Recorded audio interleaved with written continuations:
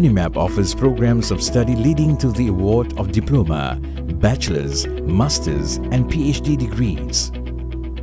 Following the restructuring of the university in September 2020, UNIMAP now has 6 faculties offering more than 40 programs of study. Faculty of Electrical Engineering Technology, Faculty of Electronic Engineering Technology, Faculty of Mechanical Engineering Technology, Faculty of Chemical Engineering Technology,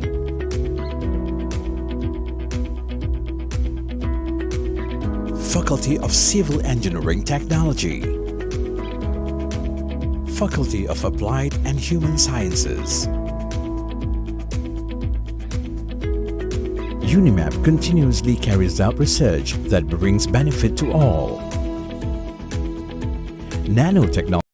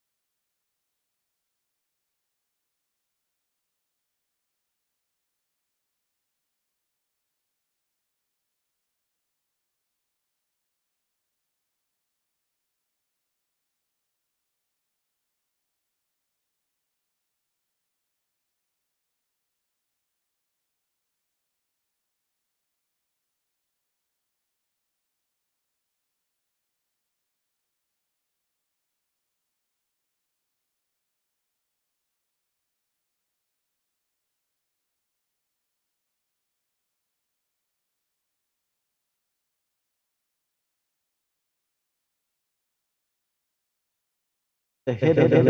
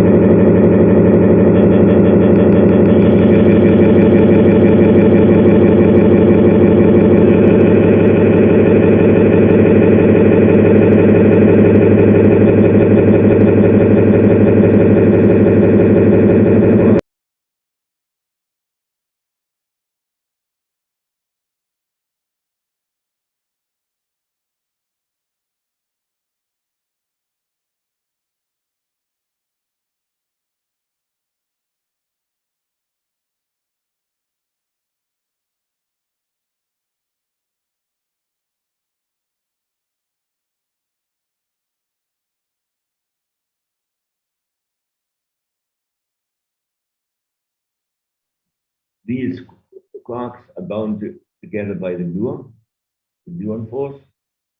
And if you want to make atoms, then you take an electron, and the electron orbits nucleus, of course, and the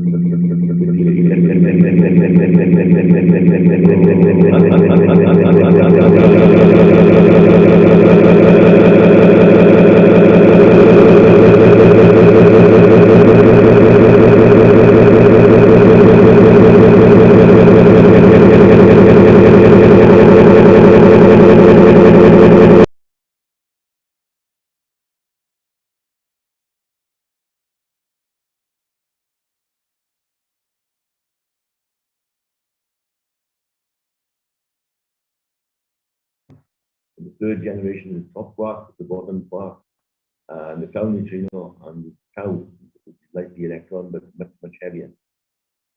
So you see that these particles have mass, and the first question is, why do they have mass? In any simple theory, they would be massless. But if you take, for instance, the quarks, you've got 2.4 million electron volts for the up quark, and 171 giga electron volts for the top quark. So this is a huge difference in mass. And the same for the other. The electron is only 511 MeV, but the tau, which is equivalent except heavier, 1.77 GeV. So this is the first question.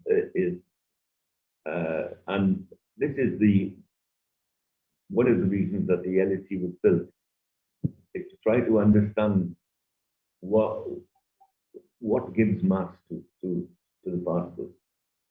How is it? Usually, I mean, the photon has no mass. The photon has no mass. It travels at the speed of light. Having no mass doesn't mean to say that it's useless. The photon allows our communication today, for instance, our phones and our televisions and everything else. So the fact it's got no mass, it doesn't need to say it's not useful for anything. But what gives mass to these particles, and how is it defined? So in the early 60s, there was a theory proposed called electroweak symmetry breaking. I will not go into the details of that now, but this theory was proposed by Peter Higgs and others, which the breaking of the symmetry should produce a field. Now, this is not easy to explain. So, they should produce a field, like the magnetic field or the electric field, throughout space. And the fact that these particles couple to the field more or less strongly would define their mass. So the tau would couple very strongly to the field and be very heavy. The photon does not couple at all to the Higgs field, therefore be massless. And like in any quantum field theory, I think that for example, the electromagnetic field there is a quantum of the field, there is a particle, an excitation of the field. For the electromagnetic field, it is the photon. And therefore, the manifestation of this Higgs mechanism should be the existence of the quantum of the Higgs field, which is called the Higgs boson. So finding the Higgs boson would validate the theory and allow us to understand how mass is created. And we've been looking for that since the 60s, looking for signs of the existence of the Higgs boson. But as you saw from the equation E equals mc squared, if the mass is heavy and you don't have enough energy to produce it, you will not find it. And this has been the case throughout the evolution of our field, where we produce more and more powerful accelerators. Then there's never been enough energy to produce. First of all, before we built the LHC, we're not sure that the Higgs boson existed at all.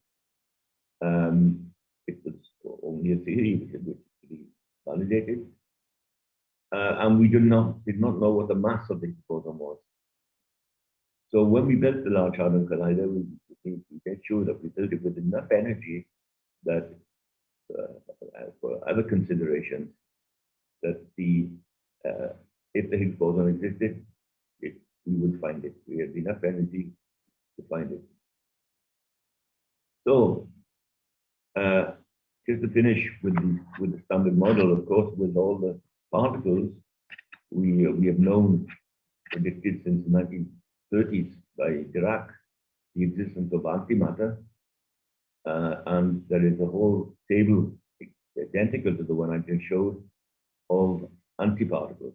The electron has got an anti-electron called the positron, and you may have seen or read this book or seen the film Angels and Demons, where antimatter was stolen from CERN and was supposed to blow up the Vatican, I think it was, because when matter and antimatter meet, they annihilate each other and produce a lot of energy.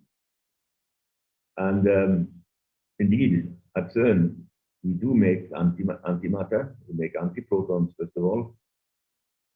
In our accelerators, we can produce the antiproton, which is like the proton with opposite charge. But it would be difficult to steal, because this is the antiproton accumulator, where we accumulate antiprotons over a long period of time, and we can actually do experiments putting these antiprotons into the trap, cooling them, and combining them with anti-electrons, which is called positrons, and producing anti-atoms, anti-hydrogen. And we do experiments looking at the spectroscopy of anti-hydrogen compared with hydrogen, looking for these asymmetries between matter and antimatter.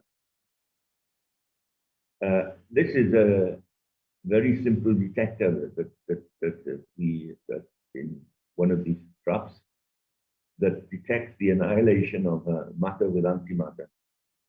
So if an a positron collides with an electron, they annihilate each other. And this is a very simple detector where these are crystals of cesium iodide surrounding the area. Cesium iodide, if a photon, a high energy gamma ray, passes through, it produces a flash of light. And here you can see, forget about the yellow. The yellow is the disintegration of the nucleus, but this red line here is the production of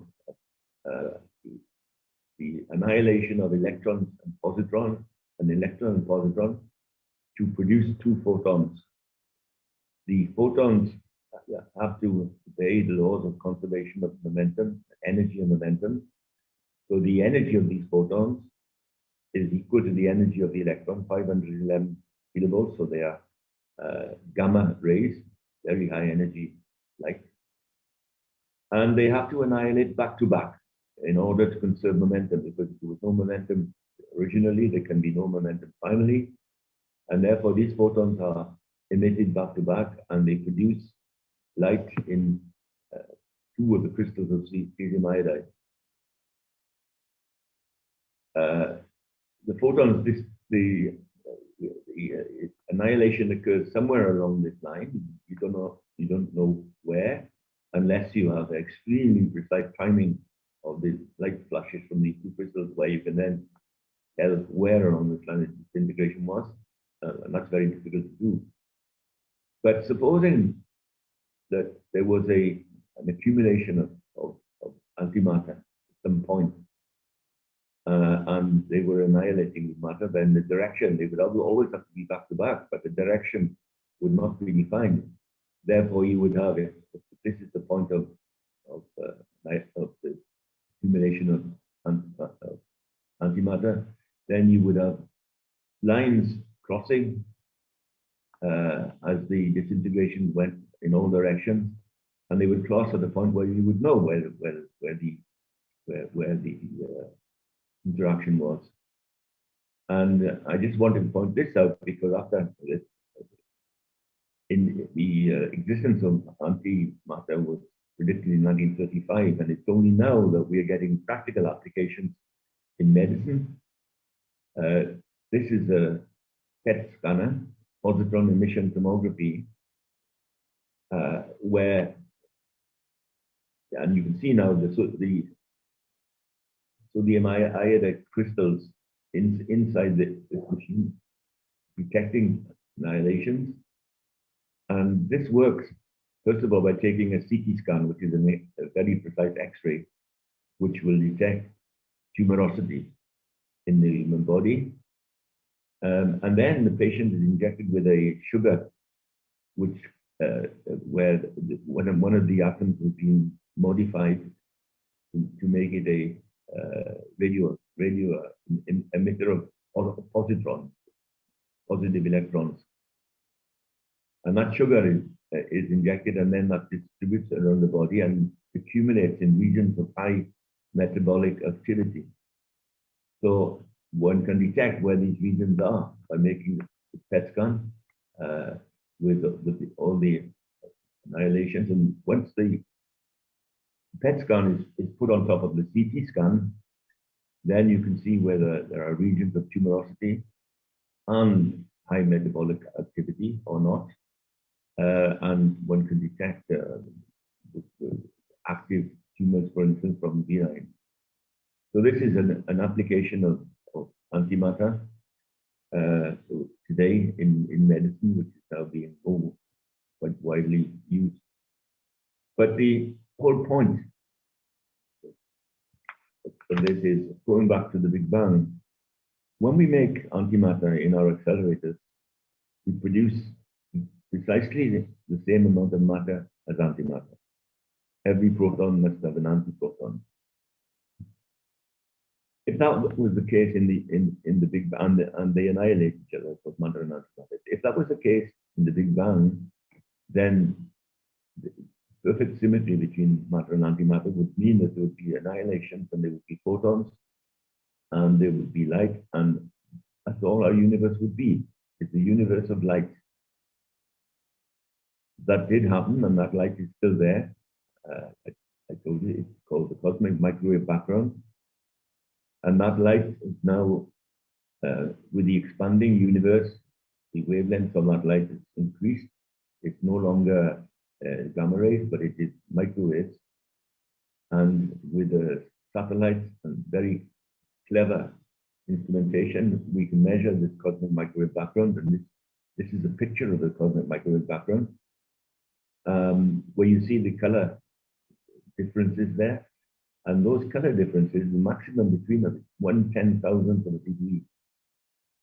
Remarkable achievement. So we can learn a lot from the cosmic microwave background. This is not the purpose of this lecture. But the whole point is that if there was perfect symmetry between matter and antimatter, there would only be this universe of light. There would be no place for us. So this small asymmetry has allowed an excess of matter, which has formed our stars and our galaxies and us. And the second question that the LHC was designed to address is what is the cause of this tiny asymmetry between matter and antimatter. This broken symmetry, which is so vital for our very existence. So we have, first of all, the Higgs boson. Secondly, the asymmetry between matter and antimatter. And there is a third great mystery sitting out there today, which we hope that the Higgs, that the LHC will help to address together with other means. And that is the question of dark matter and dark energy. So this gentleman, in the 1930s, actually, but he was studying, this guy was a Swiss, Fritz Zwicky, but working in the Californian Institute of Technologies. He was apparently not a very nice character, and nobody would listen to it, but he was telling everybody that would listen that in studying some galactic, excuse me, galactic clusters, then there was absolutely not enough visible matter in order to keep them stable. There was something else out there. That was in the 1930s, and that just lay there until 1990s, when a, let's say, much more reasonable person did some very important observations on the rotational velocity of galaxies. This is a picture of a spiral galaxy, and that is rotating. One thing that is relatively easy in astronomy is to measure the speed of objects by the Doppler shift, by measuring the frequency shift of known spectral lines. If the object is moving away from you, then it is redshifted, and if it's moving towards you, it is blue shifted. So Vera Rubin worked on measuring the rotational frequencies of spiral galaxies as a function of the distance from the center. So what you would expect is that as you went very far out in a galaxy, then the gravitational field, which is holding it all together, would drop off because of the reducing effect of gravity.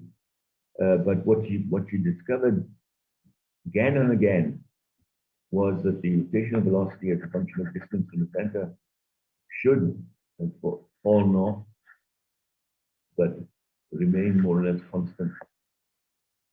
And the only explanation for this is that there is material with a gravitational attraction, but no other interaction, very weak interaction, so one could not see it. And that is called dark matter. And with dark matter, it's not only the rotational velocity of galaxies, but this idea that there's also the effect of gravitational lensing. Gravitational lensing occurs that if you look at a distant object from Earth, and there is a strong gravitational field between you and that object, then the light from that object will bend, and the object will be distorted in the very limit into a ring. This is a picture of a gravitational lens object. It's called Einstein's cross, and you can see this is one single object which has been lensed by a strong gravitational field between us and it. And again, it is a way of seeing where there is gravitational field, but no visible interaction. And this is a picture from the galactic cluster from the Hubble, where you can see many distorted and sometimes multiple images of distorted images of objects due to the gravitational field between us and that. And that can be used also to measure the strength of this field And this is a particularly wonderful picture for me. It's the bullet galactic cluster, two galactic clusters colliding with each other. And by reconstructing, the red is the luminous part that we can see. And the blue is the gravitational field measured by gravitational lensing. And you can see that the dark matter, which is the blue, it goes through without any interaction, whereas the stuff that produces light, the stuff that interacts, is red there. So that's dark matter. That's the third thing that we are really trying to understand. And of course, there is a fourth thing which is only discovered even after the LHC construction started, which is dark energy. And dark energy was discovered by measuring the velocity of standard candles, which are called type 1a supernova. I said that measuring speed is not too difficult. That's by measuring the Doppler shift of spectral lines. Measuring the distance away is much more difficult. That requires a standard candle, which is of a known real luminosity, and then you measure its luminosity on Earth, and by the inverse square law, you can calculate how far away it is. And these type 1a supernova have that property, we think. And when this work was done, which was in the late 1990s, then there was a big surprise, because it was expected that the expansion of the universe would slow down at very large distance. But this data says that it's not slowing down, it's speeding up. And the only explanation today about that is that there is a kind of anti-gravity, that the attractive force of gravity turns into the repulsive force of anti-gravity at large distance, and that is called dark energy. And when you put it all together, it is very sobering thought, actually, that this is the pi of the energy of the universe, if you like.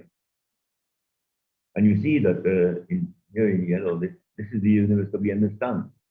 This is stars and intergalactic gas, etc.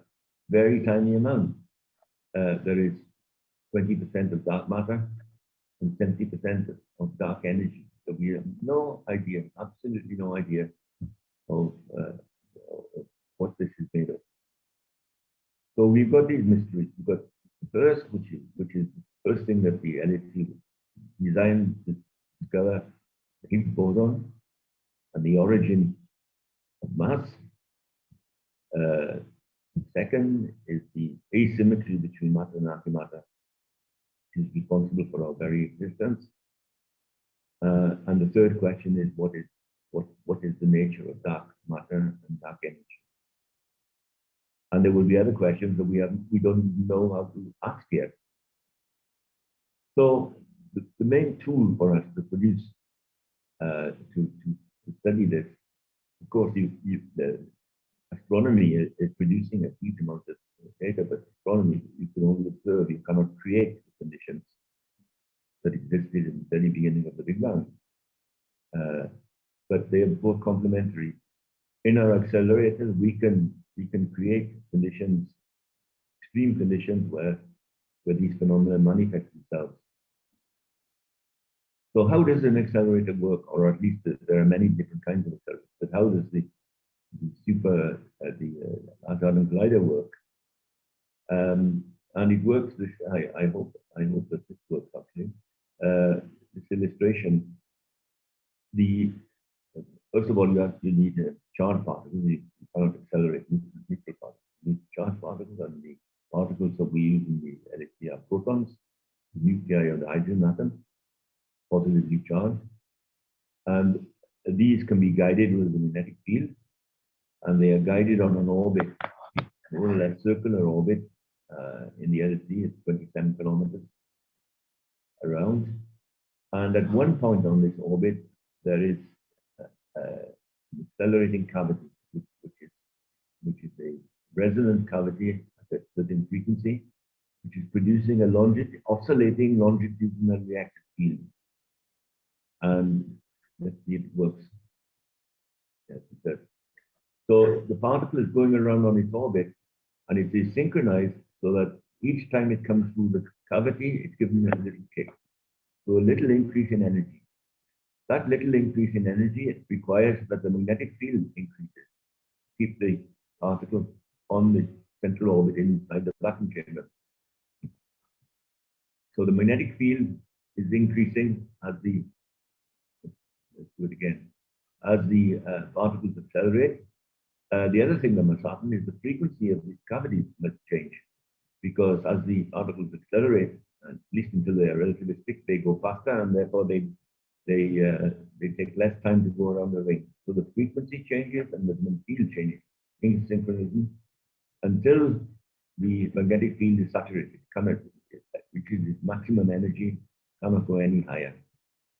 And an incremental accelerator at that point, then you would kick the particles out of the machine onto the targets and investigate the collision products.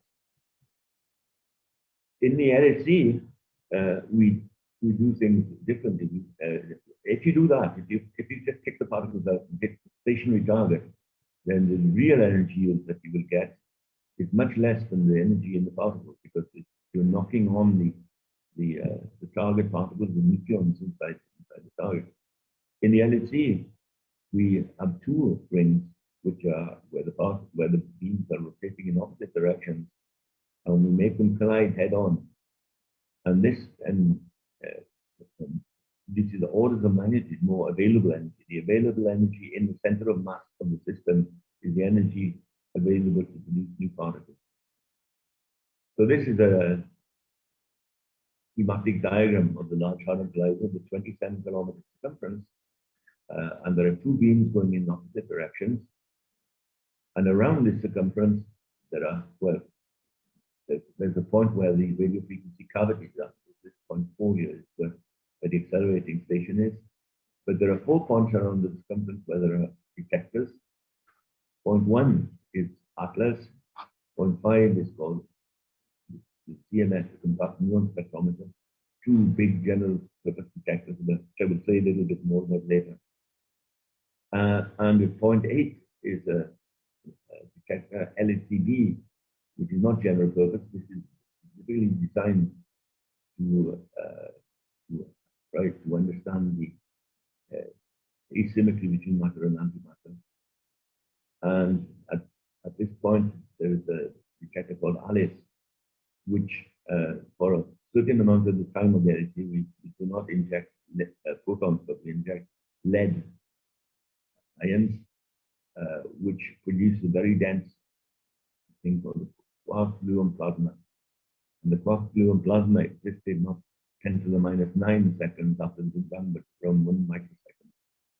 So this is a very specialized detector, which is operating part of the time to study the quark-gluon plasma.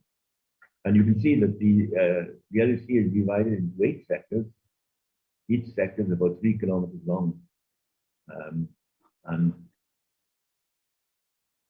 you are, well, but let me say, first of all, the LHC is fed by a system of accelerators that has been built up over many, many years. And this is a picture of the whole complex of certain accelerators. The Large Hadron Collider is the big one, but the beam starts in a linear accelerator, goes into a booster array, which was built in 1972, into the proton synchrotron, which was the earliest machine of CERN, 1959, 1960, into the superproton synchrotron, which I showed you earlier, the first machine that I worked on in the early 70s, and into the Large Hadron Collider. And there should be a little cartoon here of the particles accelerating to higher and higher energy. eventually into LHC, going in opposite directions, and finally colliding in the detectors. This is a picture of the Atlas detector. So it will be colliding and then producing a very, very complicated, many particles, which have to be analyzed, and using the computing power, and huge computing power available to analyze the ultimate collision. And out of that, we can one event in 10 to the 9 in 1,000 million will be a Higgs boson, and we have to detect the Higgs boson in amongst all that mess. So this is the Large Hadron Collider, and the first thing you ask is, where are the two rings? There is one tube here. You can see it bending off into the distance, but if you look inside that tube, then you see the two rings in a very compact structure. You see the vacuum tubes in which the beams are rotating, very high vacuum, and you see the coils producing the magnetic field to guide the particles on a horizontal orbit. You need a vertical magnetic field. So there is a magnetic field created by the current, 12,000 amperes, going through these coils, and of course they have to be superconducting.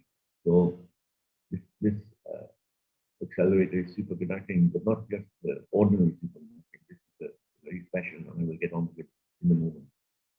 So you see the flux lines that are produced by these coils, the current in these coils, producing a field which is up in one of the apertures and down in the other, which is what you need for two beams of the same charge going in opposite directions. So the technology of the LHC is in this very special superconducting structure. The coils are made from cables,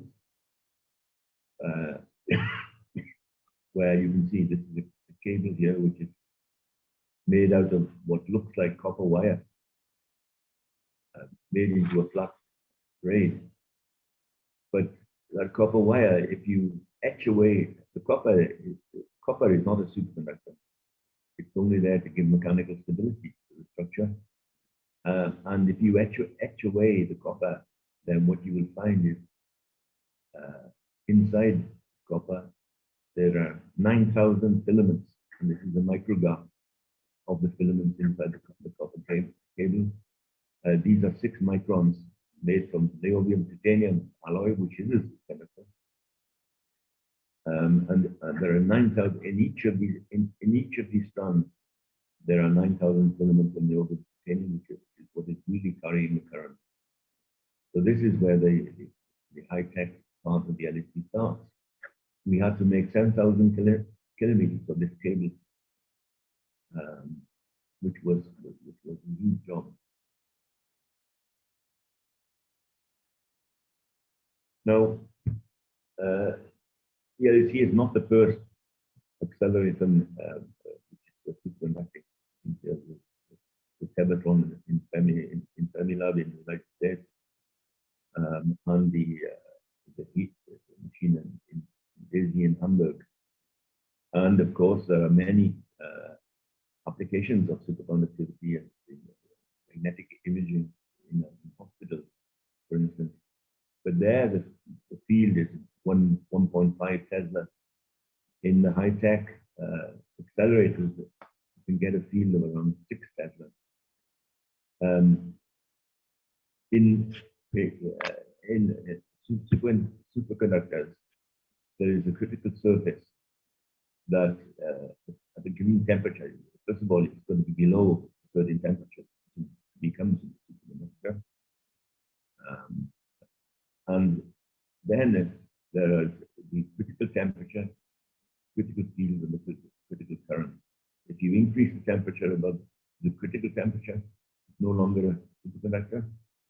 If you increase the critical current the current above a certain point, then it's no longer a superconductor. So this is the critical current here of niobium titanium as a function of magnetic field. So if you cross this surface, then there's no longer a superconductor. The magnets that they made up will not work.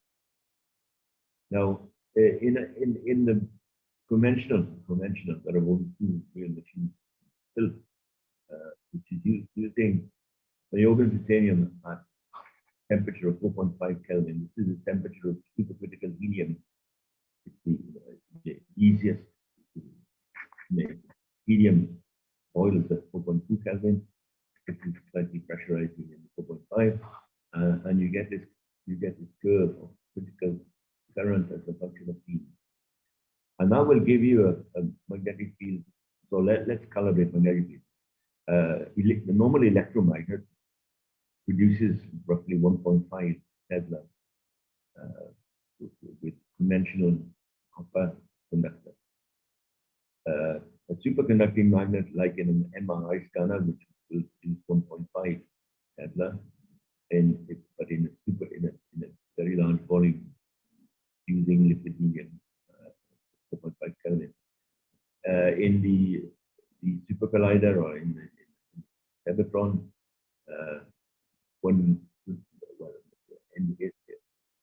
not the Hadron, the Hadron was lower current, but in the Kira machine in Hamburg, for instance, there was a field with about 6 Tesla. But for the LHC, in order to get a high enough field to produce a high enough energy to produce the Higgs boson, then we needed 3 Tesla of shift of higher than we previously achieved. And in order to do that, we had to go into a very special technology. The 3 Tesla shift, well, it can be achieved by using a very special niobium 3 tin, not niobium titanium, which is a very difficult thing to use, extremely expensive and totally unrealistic for a large machine. But the other way that you can increase critical field is to reduce the temperature. And if you reduce the temperature from 4.5 Kelvin to 1.8 Kelvin, then you can get this 3 Tesla shift, this line, 3 Tesla shift in field, and instead of 6 Tesla in the magnet, you can get 9 Tesla, and therefore much higher energy. But as some of you will know, at 2.17 Kelvin in helium, liquid helium, there is a very special phase transition where the helium becomes a superfluid and completely changes its properties. This is a macroscopic quantum effect, and I have an illustration here to show you what happens when you cross what's called the lambda point of helium. It's like water turning into ice. It is a phase transition which changes the properties completely. And let's hope that this works. So this is a picture of helium, which is boiling. First of all, how do you reduce the temperature? You can reduce the temperature. You can liquefy it down to 4.2 Kelvin with conventional liquefiers. But to go below that, there are not many tricks. The main trick is to reduce the vapor pressure above the helium. As British, at least know that our tea tastes better at sea level than on top of the high mountain, and that's because the atmospheric pressure is lower on top of the high mountain, and therefore the water boils at a lower temperature. And this is the trick we use on helium to reduce its temperature. We pump with massive vacuum pumps. We pump on the liquid, reducing the vapor pressure and therefore reducing the temperature. So this is an example which I hope it will animate in a moment, where we have helium, which is already at about 2.5 Kelvin above the transition point, 2.17. And then the pressure is being reduced. In order to reach the 2.17 Kelvin, you need to reduce it to 50 millibar. And then that is the transition point you see in the moment. And then we need to go down even lower to 1.9. So let's hope that this works.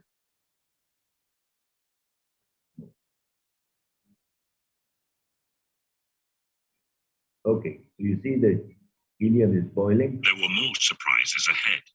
In the 1930s, another strange phenomenon was observed at even lower temperatures. This rapidly evaporating liquid helium cools until at 2 degrees above absolute zero, a dramatic transformation takes place. Suddenly, you see that the bubbling stopped. So you see that it's not 2 degrees, 2.17 degrees precisely, is that the phase transition occurs and the bubbling stops. Why does the bubbling stop? Well, first of all, why does the liquid boil? The liquid boils because there is a temperature gradient between the bottom, the top, and the top, which is cool, and that produces bubbles. When this helium crosses the lambda point, then the properties change. It's a quantum fluid. It doesn't obey the normal laws. And in particular, there are several properties that change, and I will address those properties in a moment, but especially thermal conductivity becomes enormous, much higher than anything else that we know about. And if there is an enormous thermal conductivity, then there can come up here temperature gradient. So there's no temperature gradient between the top and the bottom and the top, and that's why the bubbling stops. So that's the first thing. We are trying to produce an accelerator at a very, very low temperature. There are advantages and disadvantages, and we have to use the advantages to test the vulnerability. So the first is the enormous thermal conductivity of the helium, which is cooling the magnets. There is another property which is well known, relatively well known, and that is the superfluid helium. The superfluid helium component has no viscosity, zero viscosity. It travels through the tiniest cracks, which makes it technologically very difficult for welding, etc. But here is an illustration where this is a beaker which has got a ceramic base which is not glazed. So it perfectly well holds a normal liquid, but you will see what happens when this beaker is filled with the superfluid, filled with helium, and then pumped to the lucid temperature.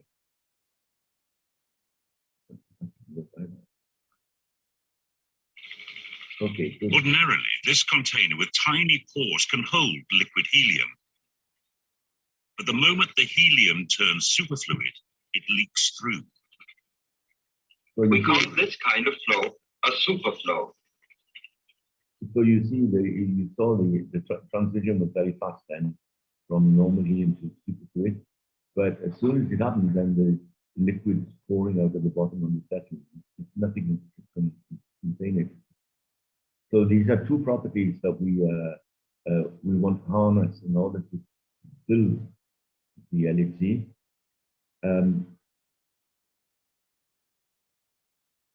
Because it is not easy. As you reduce the temperature of the current is being carried by the conductor, not by the helium. But in any conductor, the specific heat is going down as the cube of the temperature. It's becoming very, very low. And if you have a very low specific heat, then even a small input of energy produces a high temperature rise. And in turn, cross the critical temperature, and the magnet will not work. So we have to try to compensate for this very bad behavior of the conductor by using the coolant, the helium, to help. And I mentioned the lack of viscosity and the thermal conductivity, but there's also the specific heat of the helium, which you see is orders of magnitude higher than, and you can see the lambda point. You can even see why it's called the lambda point. the crossing of the transition between normal helium with helium. And you see this massive thermal conductivity compared with the thermal conductivity of the conductor. So we have to use the helium in the best possible way. This is the thermal conductivity, and you see the lambda point here, and the peak is at 1.9 Kelvin. This is the thermal conductivity of the helium. This is compared to the best copper that you can find. So we've got these properties. We've got the massive thermal conductivity. We've got the massive specific heat. And we've got the zero viscosity, which will allow the helium to permeate inside the cables. And we use all that in order to be able to power these magnets. And we need the very high magnetic field in order to reach the boson. So we use all that to produce magnets, which are quite remarkable, actually. So the lack of viscosity allows us to permeate the cable with the helium, and that will help to buffer any transient temperature increase, which is loss of beam or whatever. The massive thermal conductivity is incredible. Look at this. This is, I told you that the LHC was in approximately 3 kilometer octans. At the end of each octant, there is a refrigerator, which is cooling it. In this octant, which is sector 4 to 5, I think, 0.4 to 0.5, yeah, 3 kilometers, and these are thermometers inside each of the magnets. And the magnets are all in series, of course, like carrying 12 kiloamperes of current. And yeah, this is 156 magnets in series. Yeah. The refrigerator is at 0.4. There is no refrigerator at 0.5. And you see, as you're cooling down, there is a temperature gradient, obviously, between where the refrigerator is and where the end is. But as soon as you cross that lambda point and the thermal conductivity shoots up, then you cannot support a temperature gradient anymore. And the whole thing collapses with tremendous temperature stability. 3 kilometers with only a refrigerator here. The thermal conductivity of the helium ensures that there can be no temperature gradient, and we get a wonderfully constant temperature, which then allows us to power these magnets at 9 Tesla. No? So the LHC is a remarkable machine. Now, a few pictures now of construction. Construction, of course, the dipole mines, there are 1,232 of these things which had to be produced in industry. And you see, for instance, these are superconducting cable coils, with the cable being wound here on a machine which is going up and down on a mandrel to produce these very long coils. These are then integrated into the core masses earlier, welded longitudinally, not straight, but there is a sagitta in the magnets are bent in order to follow the curve of the tunnel by 12 millimeters of the 14 meter length of the magnets. They are they were then transported into CERN and inserted into the cryostat vessel. The cryostat vessel, of course, is under vacuum with very good insulation. Keeps the core mass at 1.9 Kelvin, and there is 5,000 tons of material that has to be cooled down to 1.9 Kelvin. And these are the magnets inside the cryostat on the test benches. Before going down into the tunnel, they have to be cooled down to 1.9 Kelvin and tested up to higher current. Eventually lowered down into the accelerator and transported in the tunnel. You see how very tight it is. And the furthest that these have to be transported is 15 kilometers underground. And you see the guy, it's automatic with the guiding strip here. Very, very tight indeed. And then inserted onto the supports and aligned to within 1/10 of a millimeter. And then interconnected all the magnets are in series. So here you see the ends of the superconducting cables, which have to be braided from one to the other. And eventually, so this is where the superconducting cable goes from one magnet to another. This is one of the beam pipes where the beam is circulating. And this is the cryogenic line, which is bringing the liquid into the cooler magnets, and also the pumping to 15 millibar pressure to produce the superfluid helium. So it is quite quite a job to deal with. Okay, let me go to the experiments for a moment.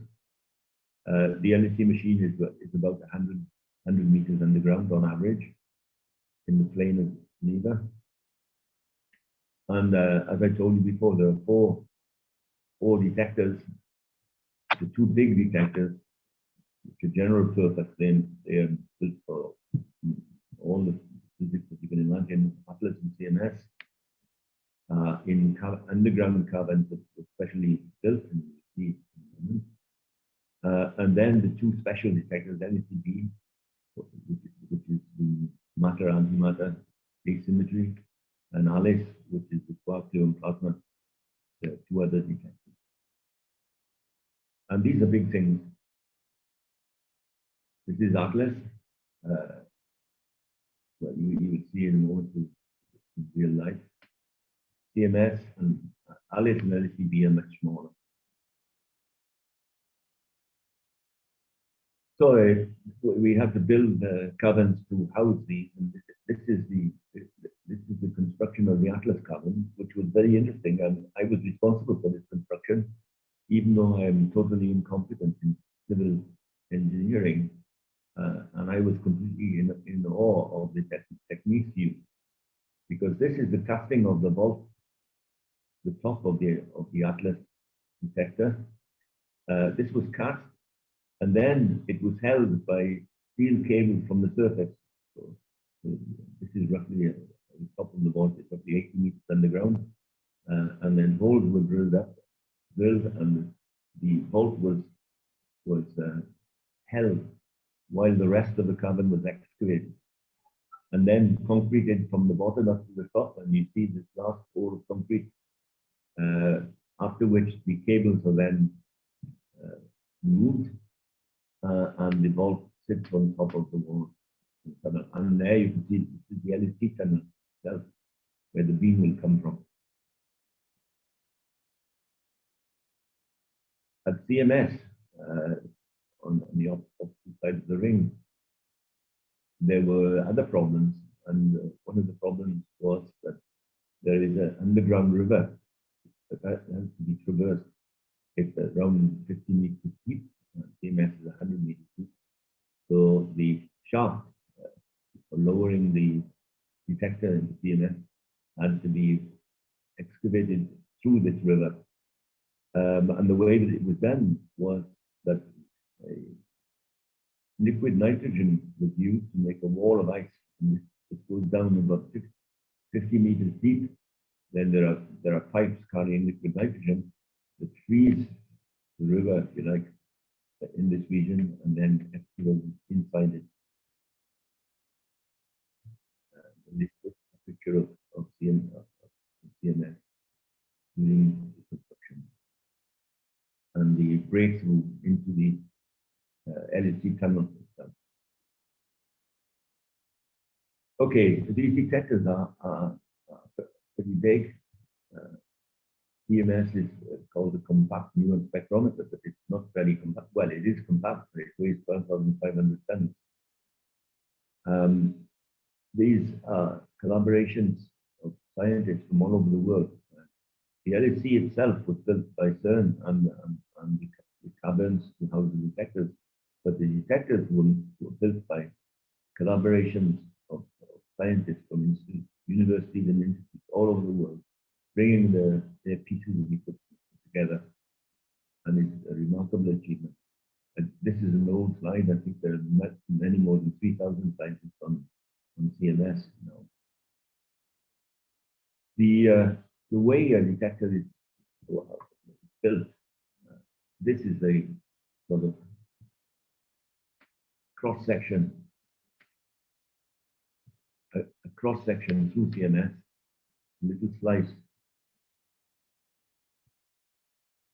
a little piece of cheese through CMS, and you see the basic principles of these detectors.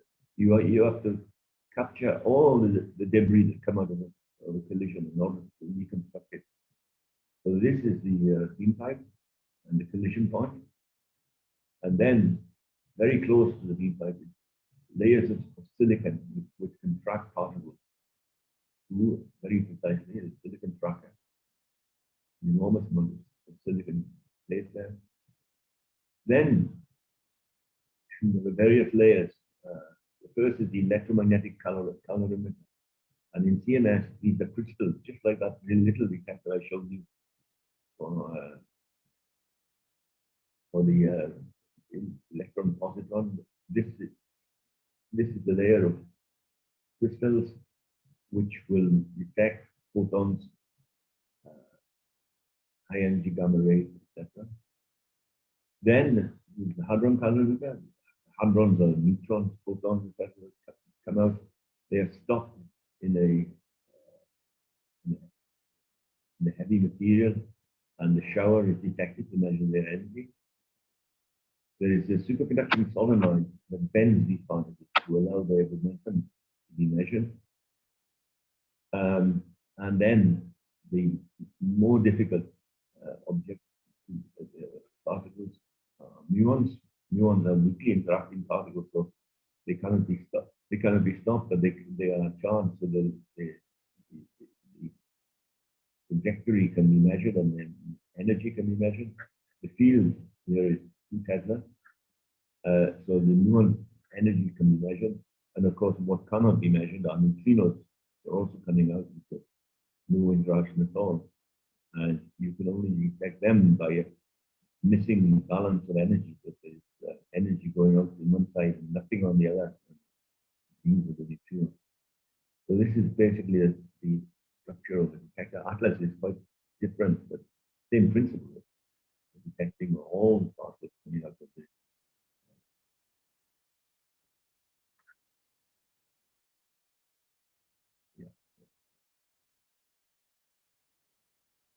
This is CMS. This is the superconducting solenoid of CMS and the O.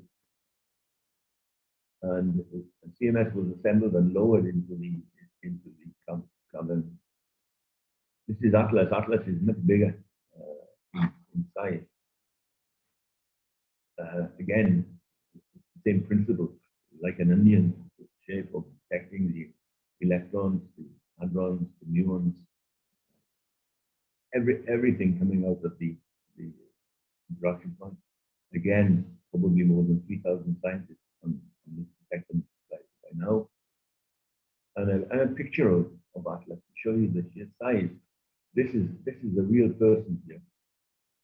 And you can see these are superconducting coils which are producing a different field configuration. This is the field configuration going around like this. And of course, Atlas, when it is all filled with the layers of the onion detector, it's extremely impressive.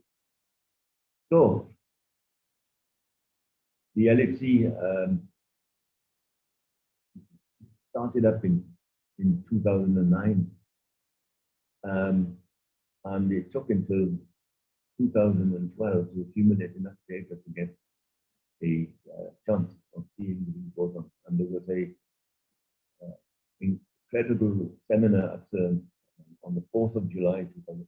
Nothing to do with America, July 2012, where the two big detectors, the general purpose detectors, presented their results, and they were both double blind. Two persons in the two experiments showing their data without ever having seen the data from the other experiment. And this was the incredible result, is that I think it was Atlas that first presented data. So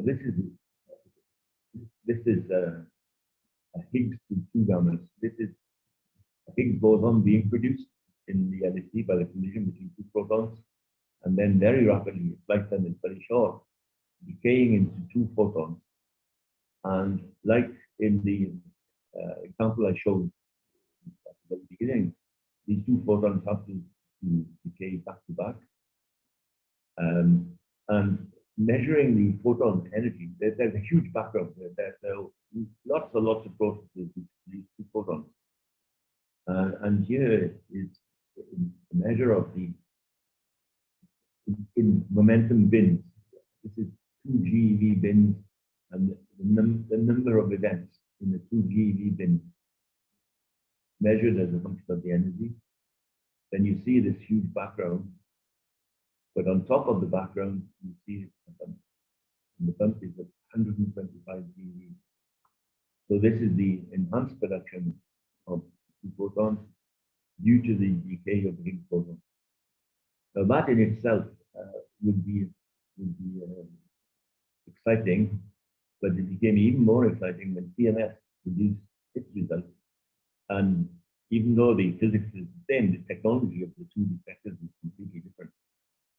And the way that they work. But CMS then produced their results, and then it's the same kind of thing in 1.5 GeV bins. You see the enormous background, and you see a peak at precisely the same energy. So this is the beauty of having two ways of making a scientific observation.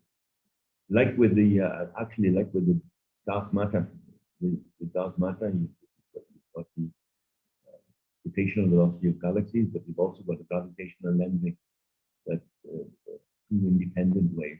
The dark energy is different. I think dark energy is more speculative because there's only one way of looking at it. But here we got the two different detectors producing peak at exactly the same energy, and that was really conclusive evidence. Then looking further, the Higgs being shown to be spin zero scalar, which was predicted, not spin one like the vector bosons, and have all the correct properties. So that was a tremendous step forward. Even in the scientific literature, it was big, but it was also in popular literature. I think this is very important because politicians do not read physics letter P, but they will read the economy and understand that our fundamental understanding of nature has changed. This is out of all the debris that comes. I told you that one in 10 to the 9 is looking for a needle in several haystacks to find one Higgs boson event. This is a Higgs to gamma gamma event. It doesn't. You can see the two gamma hard gamma rays coming out. It doesn't look back to back to you, but in the kinematics where of the detector, it is. This is in CMS. This is in Atlas. So this is in CMS as well. That's Higgs. That's another way that the Higgs can decay is in 4 leptons, 2 electrons and 2 muons. And the Atlas detector is showing the same thing. 2 photons there. And this is a picture of Peter Higgs himself. Peter Higgs is a theoretical physicist, so he was absolutely overawed by the effort needed to find his particle. The enormous effort all around the world to build this is CMS when it is open, but the enormous effort around the world to find the Higgs boson. And let us not stop there. I think there is a very large program of work, many years of work on the MSc to get the maximum science out of it, to investigate further, first of all, the details of the Higgs boson, but also to look at the other problems that I mentioned. So just to finish up, I think, of course, it's not only science. CERN was created to bring nations together to promote peaceful interaction and exchange between scientists. Whatever language they speak, they always speak the common language of science. And I think the way the world is today, I think this is more important than it ever was. So thank you very much for your attention. I think I spent too long, but I will stop there. Thank you.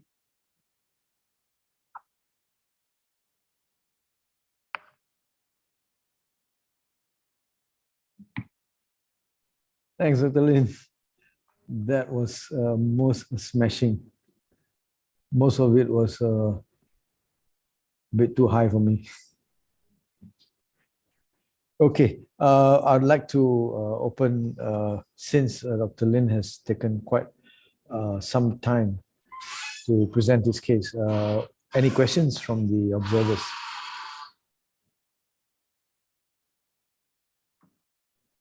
Dr. Lin, I'd like to ask, are there any superheroes created in the town above? Sorry, did you ask me that? Any superheroes created in the town above? Any superheroes? Yeah. Well, what do you mean? Because you have particles flying all over.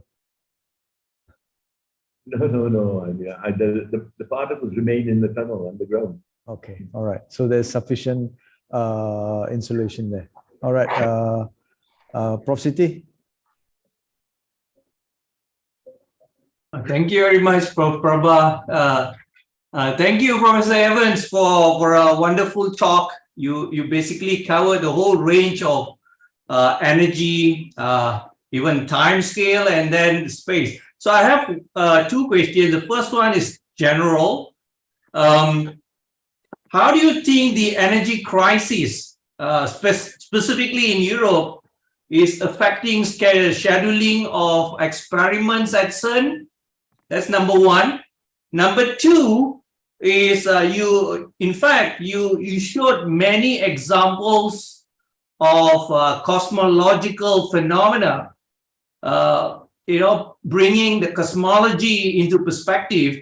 So the question is, what are the directions at CERN towards converging quantum information or quantum gravity with cosmology in the lab at CERN? Thank you. Okay, thank you. Well, first of all, the energy crisis, it is a real crisis for sure.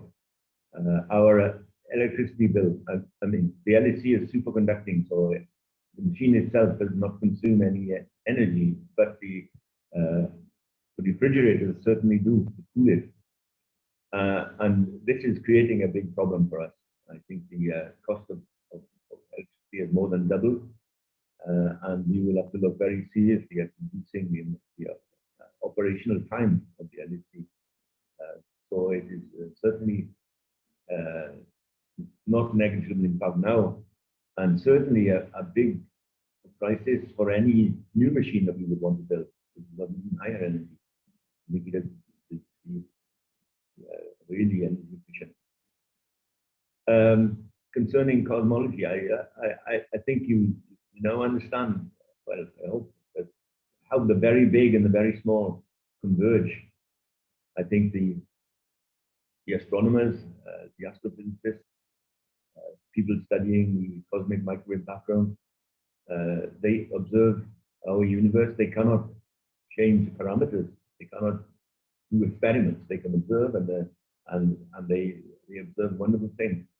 Now, in the laboratory, we try to also, we have the advantage at least that we can change conditions, we can change energy, we can change particles, etc. So there is over the past 20 years, there's been an enormous convergence between the very large and the very small. And this will continue to be the case, I think.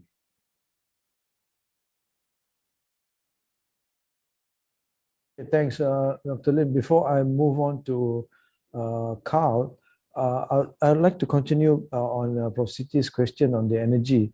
If I'm not mistaken, you mentioned about 12,000 amperes flowing through the coils for the magnets. Okay, how do you, and there were two sets of magnets side by side in a small distance. So how do you separate the magnetic field from crossing over to the other? Well, they do cross over. In fact, I think the two apertures are linked, because the field is up in one aperture and down in the other. So, yeah, they do. Of course, there are 12,000 amperes in the coil that is carried without any resistance, so there is no power consumption there. The overall power consumption of the CERN laboratory is nevertheless not small. I think it is 200 megawatts approximately, which is probably half of the town of Geneva. So it is becoming a big issue. In that sense, is there a plan to go from LHC to super LHC or something like that? And then what happens to the energy crisis? That's right. There are studies. I think that we've always tried to keep the energy consumption below 200 megawatts. But the new studies for a possible future regime today is getting very high. I think of the order of 600 megawatts, which I think is not acceptable.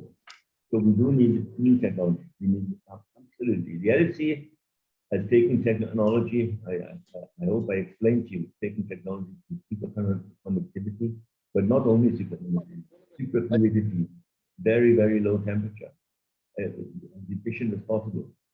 And I think we've reached the end of the line there. We now need absolutely new ideas.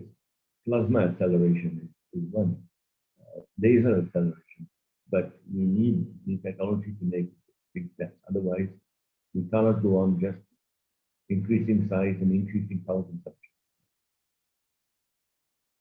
Thanks, Prof. Carl? Hi, this is Carl, University of Western Australia.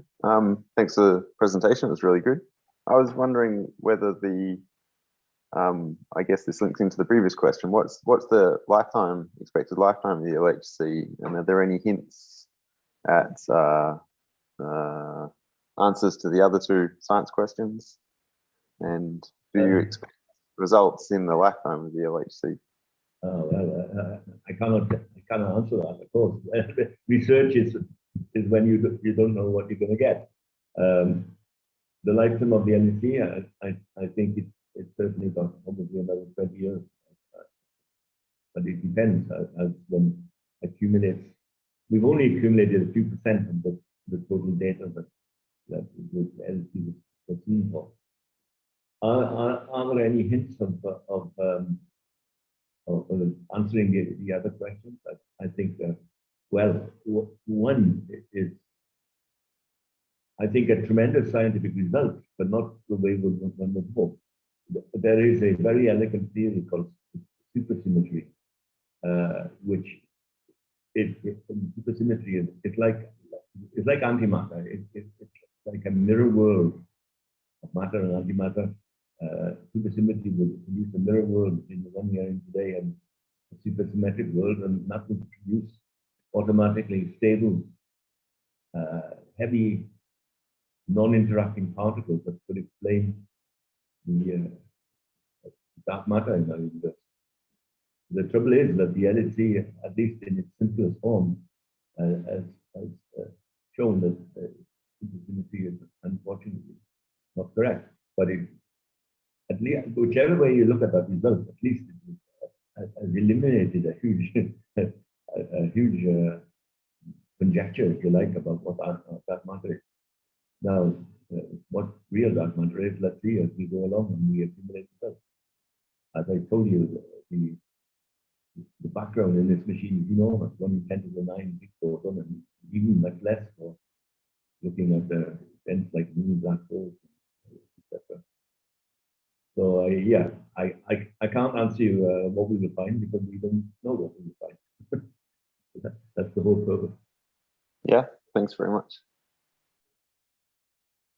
Any other questions? While we await further questions, Dr.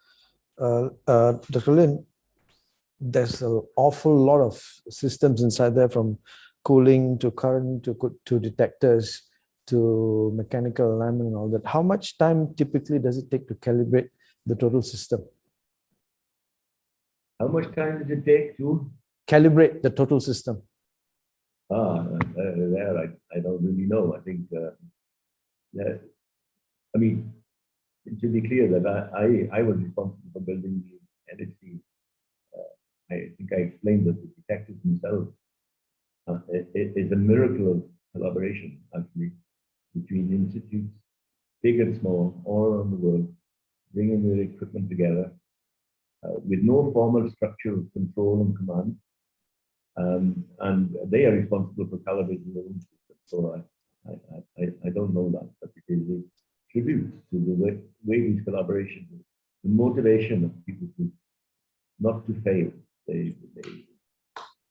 And all this stuff fits together perfectly. It's difficult for me to imagine how, because I was working in a relatively structured environment where I was in control, but not in the detector. Okay. And most of the detection seems to be transverse. So what about events that occur longitudinal?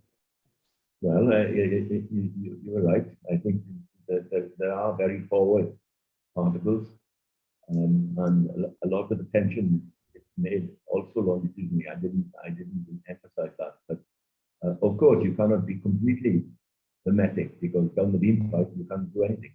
Yep. So the detectors cover 95% of the full pipe, if you like.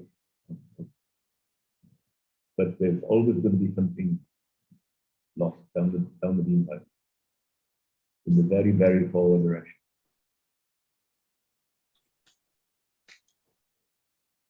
Okay.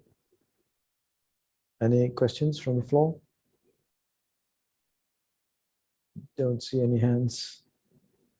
I have a question, just a third question, Prof. Pawa. Yeah, sure. Prof. Dr. Evans, now we are seeing, we are seeing the emergence of machine learning, taking playing role in almost every field that we can think of.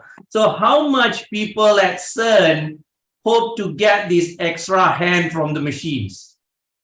Yeah, well, That's a good one. I'm not the one to really reply to that. I think people will need time are the ones analyzing the data. And I know that they're making a big effort in both machine learning and in quantum computing. I think in order to, I don't think any of us understand what the real power of quantum computing is, but also they are now getting seriously involved. Machine learning, I think, is quite far advanced in analyzing these events where very, very tiny number of real results. You see, colliding protons together is a very dirty process. Inside the protons there are quarks and there are gluons. And if you collide two oranges together, you will very occasionally get a collision between the pips, a hard collision between quarks. But you will always get the pulp. You will always get the junk.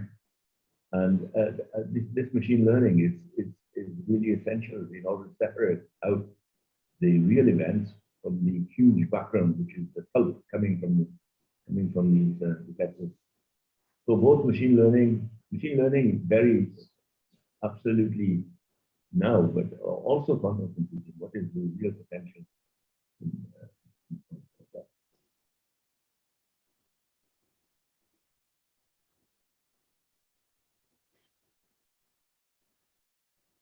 Anything from anyone?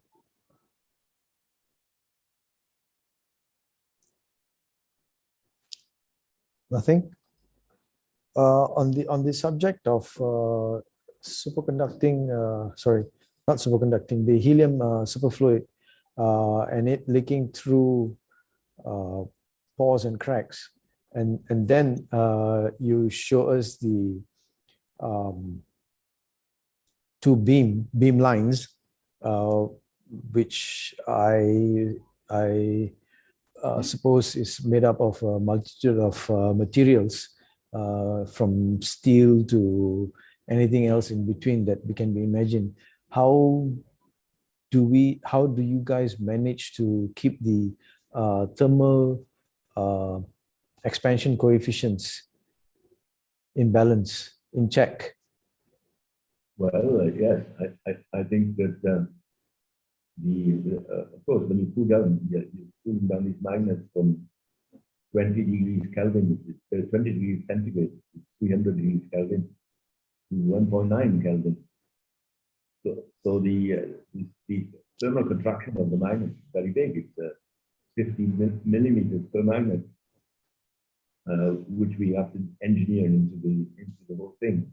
So the vacuum chamber is quite complex in order to take this contraction and expansion when you want that. So we have a lot of bellows in the vacuum system to take these quite big 15 millimeters in a magnet of 14 meters long. It's quite a big contraction. Okay. On the subject of cosmology, as Prof. Siti brought up just now, do you have interferences from extraterrestrial as well as terrestrial sources? Do nuclear explosions disturb your readings? What about extraterrestrial particles like Kamiokande and all that try to detect? Yeah, well, of course, our detectors are underground, but not very far under, 100 meters underground, which attenuates cosmic rays quite a lot. It cannot do anything to attenuate neutrinos that are coming from the sun, etc. But the neutrinos interact with very, very little anyway. We do, of course, we cannot eliminate all the cosmic rays that are coming in. In fact, before the LHC was commissioned, we were using those cosmic rays to calibrate the detectors and detect them. Free particles coming from space. But now our electronics can easily detect if a particle is coming from space or from the center of the interaction region. Okay, there's a question from Prof. Narizi from UKM. Are there any more particles to be found? Is there a general idea of how many more that are to be found? Thanks. Are there any more particles to be found? Yes. If I knew. This is the whole point of research, just to find out if there are. I mean, there are. We have a long way to go, I think. But is there one Higgs boson, or are there more? There are many theories, and these theories, unfortunately, one of them, the simplest form of supersymmetry, has now been. I think that's one of the greatest achievements, actually, that you wiped out the whole area of research with thousands of people working on supersymmetry. Now they have to go away and do something else because it doesn't work. So, yeah, you cannot answer questions like that. Okay. On the same topic, I'm a child in this. Are quarks the bottommost? Is it going to be divisible further?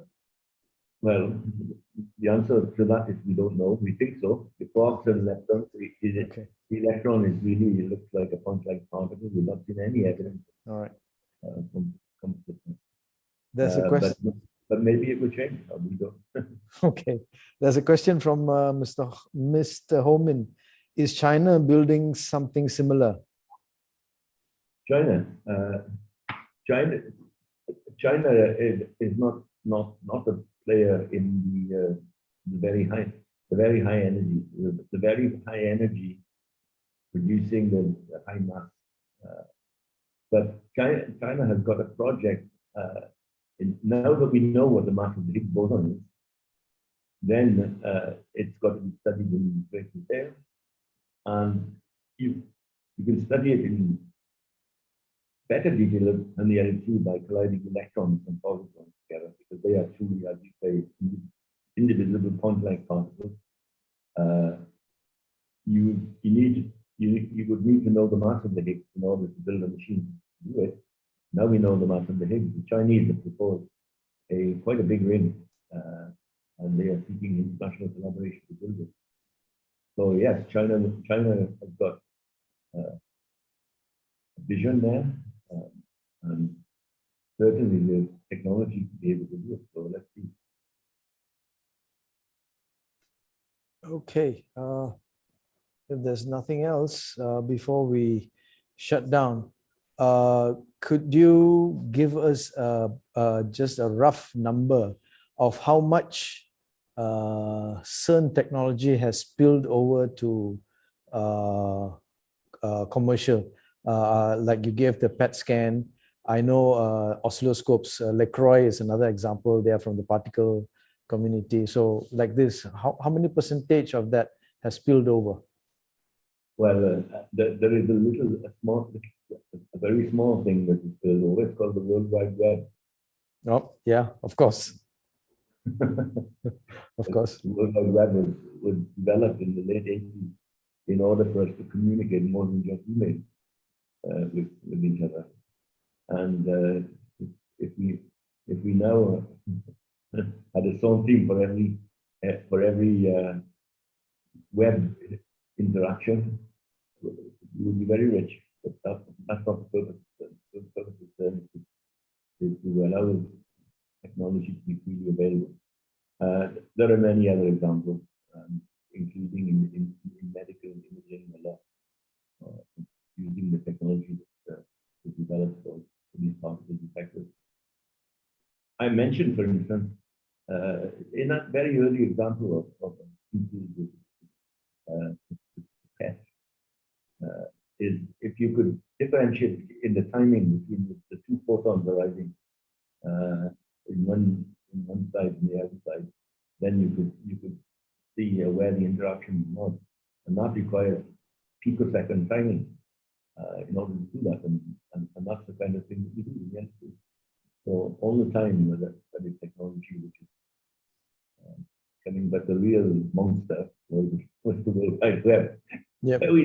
We didn't have the slightest idea of the impact on society. Yeah. Okay, I think we have more or less reached out to our final. Before we could say goodbye, we would like to take a picture with everybody, and hopefully everyone could switch on their cameras. Oh, how do you do that? Yeah, if My everybody, camera yeah. is on. Yeah, of course. Thanks for joining us, Prof. Riza. Yeah. Okay. Yeah. All right. Please switch on your camera, so take a picture. So maybe I will see you in Malaysia one day. Yes, please do. Have you been to Kuala Lumpur? No, I've been to Penang. Penang, yes. Okay. When was this? Oh, a long time ago. I had a friend that was teaching in the university there. Oh, okay. In USM, I suppose. 30 years ago, probably. Okay. Cameras, guys, come on. A lot of the cameras still off.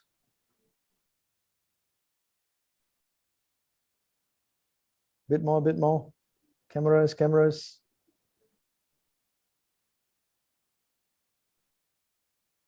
Still some cameras are off. Quite a number of cameras are off. Please switch it on, please.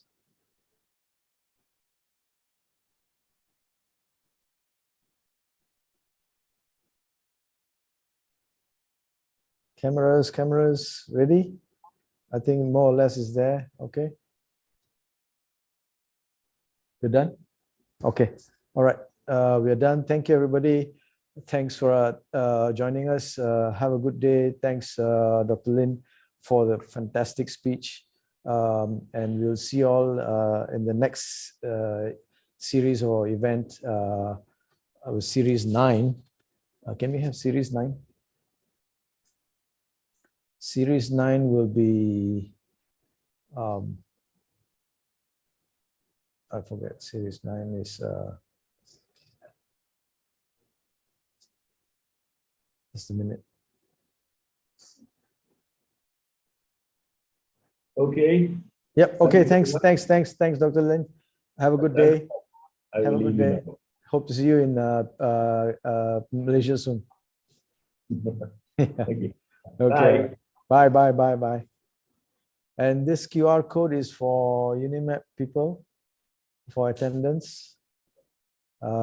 Series 9 is I forget which is Series 9. Series 9 is Is 22nd November. 22nd November, yes. I forget. Okay, goodbye. Bye. Thanks, Prof. Thanks for joining us. Yeah, bye.